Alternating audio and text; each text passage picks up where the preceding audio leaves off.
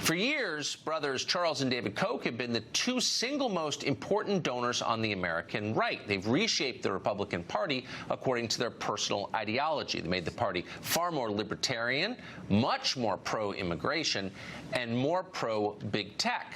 Even as the Republican Party has evolved and elected Donald Trump, the Koch brothers remain tremendously influential, more than you may understand. And if you're frustrated watching the party ignore what its own voters want, it's part of the reason. Well, there's a new book out that takes a very close look at the Koch business and political empire. Chris Leonard is the author of it. It's called Kochland: The Secret History of Koch Industries and Corporate Power in America. We just spoke with him. Here's what he said.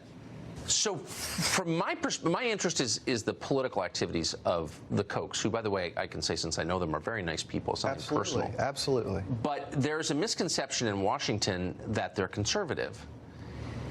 Tell me what you discovered about their ideology after writing this book. Are they conservatives? Well, you know, I think you've gotten it exactly right in the sense that they're not traditional conservatives as you might think of that today.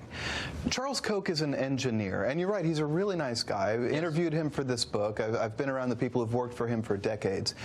Charles Koch believes he's found the blueprint for how to organize society. He's very libertarian. In his view, the best way to structure society is just a free market exchange system. That's it.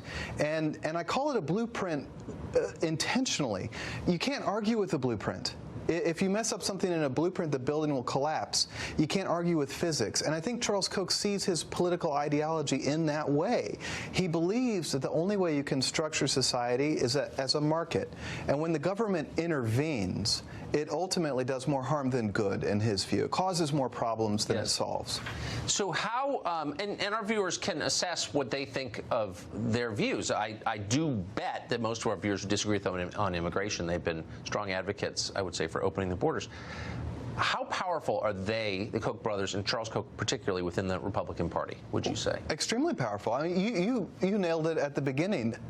Charles Koch has been patiently executing a political project since the mid-1970s, and that is to make America more libertarian. And his goal in that, his primary goal, has been to reshape the Republican Party. And particularly since the 2000s, you've seen the Koch network writ large, which is a multifaceted machine that includes a grassroots group of people called Americans for Prosperity. It includes one of the largest corporate lobbying shops in the United States. It includes a constellations of think tanks here in Washington.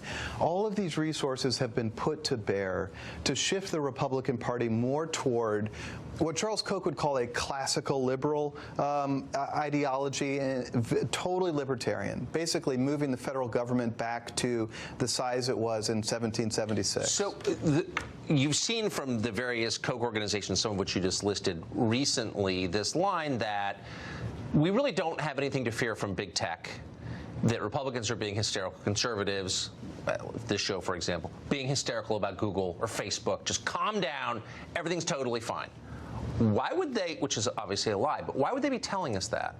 So this is all part of a bigger picture, in my view. And we have to go back to when Trump won the election and surprised the entire political landscape of America.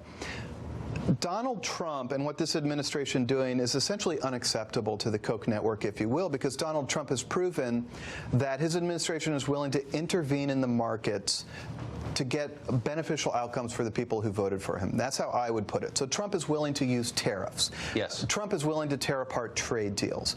And that impulse needs to be kept in check if you're part of the Koch political machine. So if you start talking about regulating any company, if you start talking about regulating these tech companies, the Koch network is going to try to push you back off that as aggressively as they can.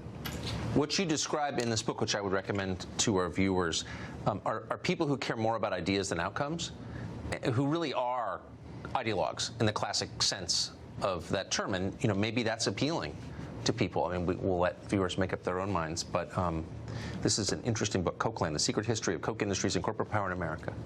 Thank you very much, Chris. Thanks for having me. I appreciate it. I appreciate it.